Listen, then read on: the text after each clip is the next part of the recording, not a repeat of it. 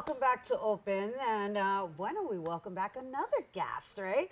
Our last guest is Dance 10 Project, a dance company that turns emotions into motion with powerful themes and narratives that resonate long after the curtains close. Their latest project, Babel, Movements of Contradiction, inspired by the ancient myth of Babel, centers around Peter, a depressed professor, and his AI creation, Hermes, I should say. So Peter takes the audience on a journey through his mind where fantasies and ghosts come to life. That includes a choreography fusion of flamenco, tango, and modern dance. And joining us to share more, we welcome back in studio Dance 10 Project's artistic director and choreographer, Elliot Ortiz, along with Babel actor Ivan Goris. Hello and welcome. Hi. Thank you for having us. Happy Friday. Happy Friday. Elliot, of course I'm going to start with you because I'm a fan of your work, and this new concept definitely is of the times, right? Yeah. Because we're all grappling with AI right now. Yes. And the relevance that they are playing in our lives in making life easier and faster. Yeah.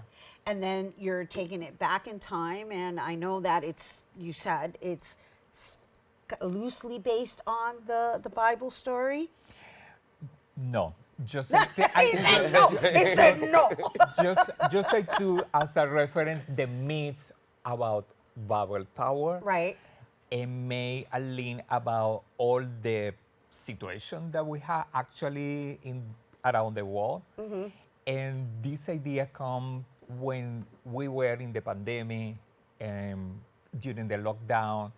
I hear a lot of people in media, social media, we get this because we have to get better, more empathy with humans, other. with the nature, etc.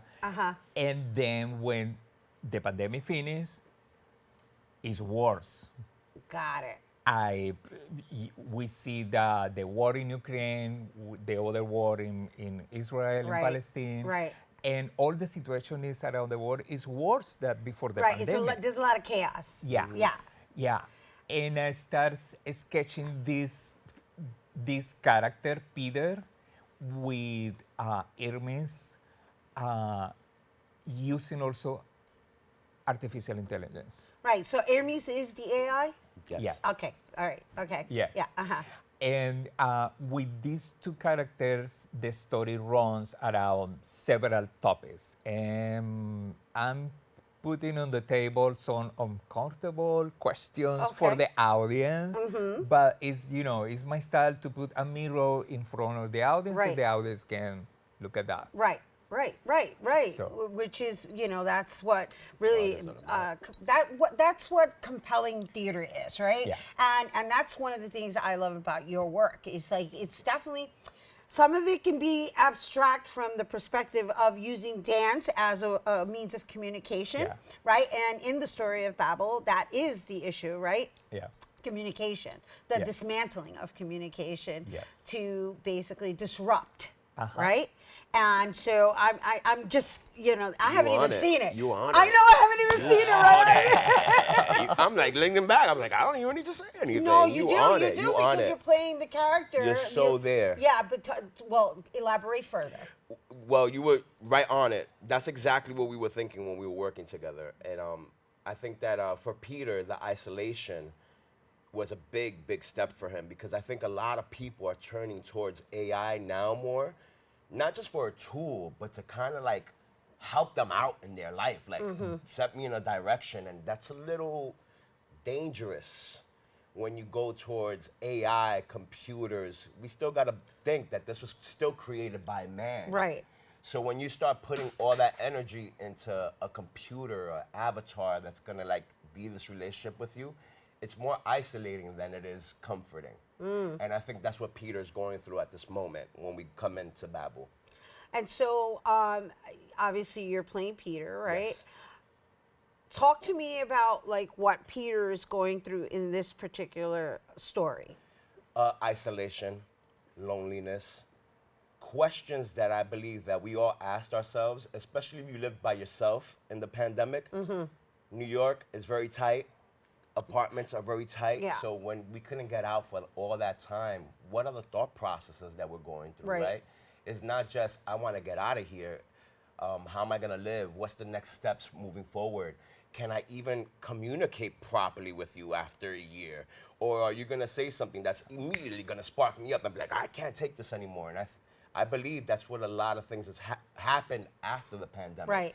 We couldn't find this gauge. Right. So Peter feels that he should just close himself off and isolate himself. This is the safe space for me here. I have Hermes, I'm good. I have my companion, I'm okay. But is he? That's the question. Is he? And we see that process throughout this piece, that he is not totally at peace with himself. Not really. Not really, and he's always asking those questions. And that's what I told Elliot, what I found really interesting about this piece is that it does nudge something in you, and it will probably spark something in you, because it's something that we all asked ourselves in the pandemic. All these great questions that you bring up in the play, I don't want to say too much, but political things, sociological things, all those questions come up for him, and all he has to answer those questions is himself. Right. He's always looking inward on this computer, who is all man-made question answers anyways, because that's where it came from. Right. So it's like he's always looking into himself, and it becomes more and more and more of this black hole. Wow. Wow, Mifli. I'm like, wow. Wow, you know, it's so interesting that we're still having conversations about the pandemic, and it's so important. This work that you do is so important because it does serve as a form of therapy. And obviously art is, for me, is therapy, but it's important for us to not disregard what happened and where we are now, because right now we're dealing with the epidemic of mental health. Yes. Right? Because that's really what we're discussing. Yes. Yeah. Yes. Yeah. Peter is a good example about that. And also, I had to mention that he's doing as actor at excellent work, and also doing dancing. Which I've never done before. I think you're so- doing dancing. I know you was I was about to join Yeah. Alan Elvis. Yeah. And Wepa. start dancing. I mean, thanks to him, you know, he gave me all the confidence. But I believe that this is what art is all about, is opening yourself up and kind of challenging yourself, trying different things. That's where I started this journey, is just to try different things. I want to relate. I'm an actor. I want to touch everything I possibly can. So when he offered up dancing, I was like, no vamos, let's go. It's I'm another open. form of communication, another right? And form. it's your specialty, Yeah. right? So Yeah. let's talk about that before we run out of time, because you've got different forms of dance styles in this piece as well. Yeah. I'm blending the modern dance course with some flamenco. Cianis Barrera is a guest dancer in this show also. And also tango.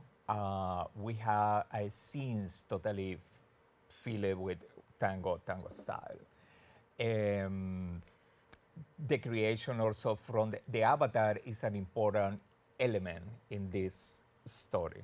The creation of the avatar, right? And so the presentation of what you're going to be presenting today here on Open, right, obviously is an excerpt. Who are we being introduced to, and what is that? Manatsu's gonna be dancing now. She's representing a dragonfly in our piece. Okay. Right, And Yeah, right, it's right. more, I'm Right. sorry, I'm not a dance expert, but it's more like waltz, right? Ballet, more ballet. More type. ballet, modern dance. But it's really. Ballet, modern dance. Yes. Yeah. He's like, oh, I think his well. I'm throwing out terms. Hey, I'm a dancer now. I love it. I love it. I love it. All right. So, what would you like to leave our viewers with?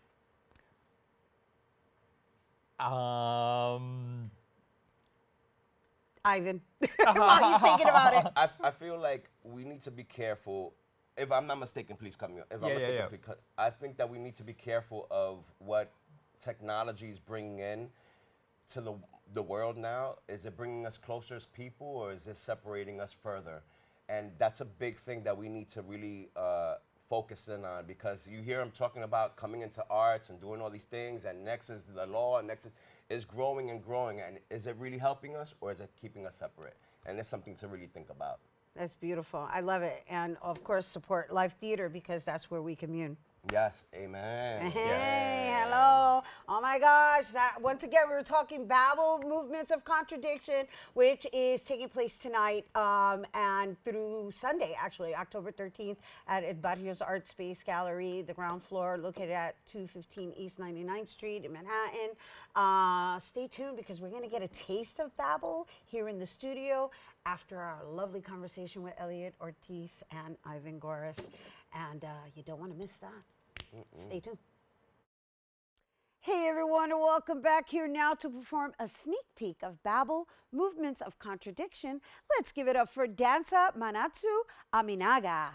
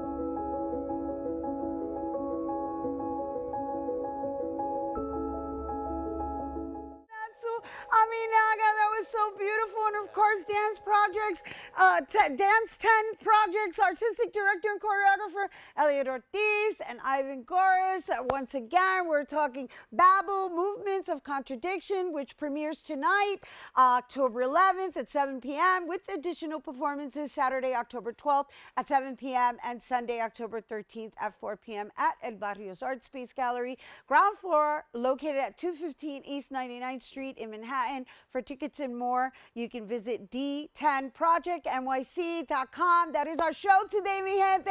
Thanks to all our guests for coming through and to you, our viewers, for tuning in. If you missed any part of the show, you can check out this episode throughout the weekend and 24 hours a day at BronxNet.tv. I'm Rina Valentin, and from all of us here at Open, may the universe provide peace, prosperity, y amor. Adios. Happy Hispanic Heritage Month, mi gente.